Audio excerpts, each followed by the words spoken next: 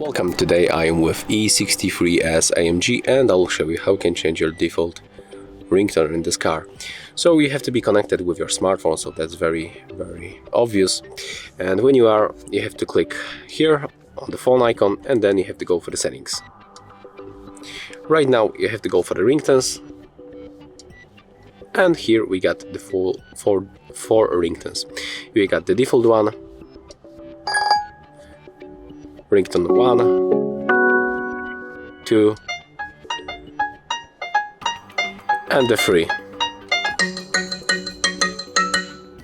And if you want to stay with this one, just simply select, and after that you can just go back.